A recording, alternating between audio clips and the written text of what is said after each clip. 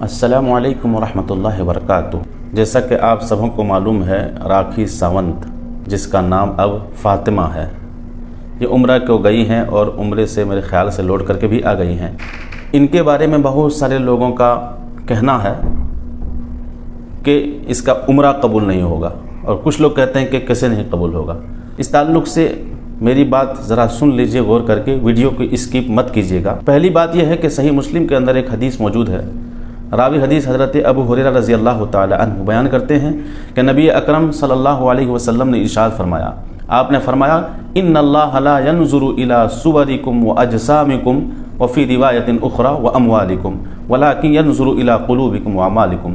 نبی کائنات جناب محمد رسول اللہ صلی اللہ علیہ وسلم نے ارشاد فرمایا کہ اللہ سبحانہ و تعالی تمہاری صورتوں کو نہیں دیکھتا کہ تم دیکھنے میں کتنا ہینڈسم ہو، کتنی بیوٹیفل ہو، کتنی خوبصورت ہو۔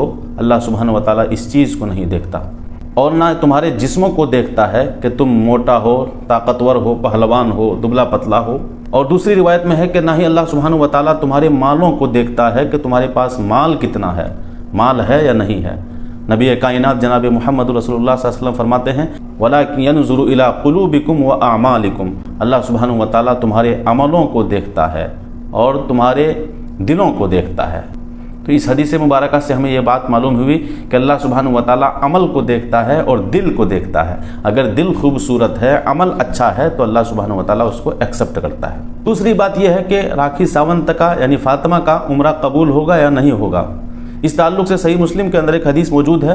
نبی کائنات جناب محمد رسول اللہ صلی اللہ علیہ وسلم فرماتے ہیں ان اللہ طیب، بے شک اللہ رب العالمین طیب ہے، پاک ہے، لا يقبل اللہ الا طیبا، اور اللہ سبحانہ و تعالی صرف پاک اور حلال چیز کو ہی ایکسپٹ کرتا ہے، قبول کرتا ہے۔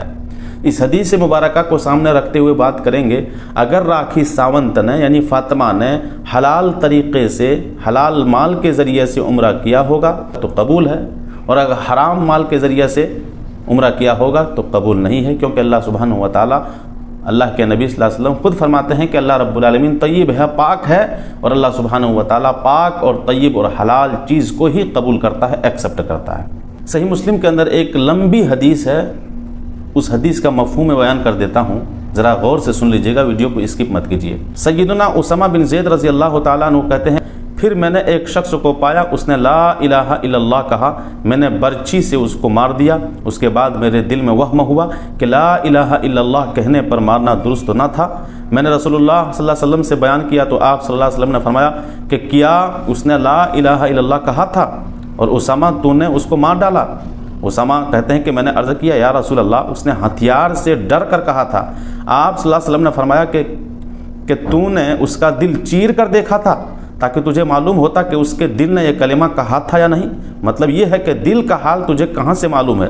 پھر آپ صلی اللہ علیہ وسلم بار بار یہی فرماتے رہے، یہاں تک کہ میں نے آرزو کی، تمنا کی کہ کاش میں اسی دن مسلمان ہوتا تو اسلام لانے کے بعد ایسے گناہ میں مبتلا نہ ہوتا، کیونکہ اسلام لانے سے کفر کے اگلے گناہ معاف ہو جاتے ہیں۔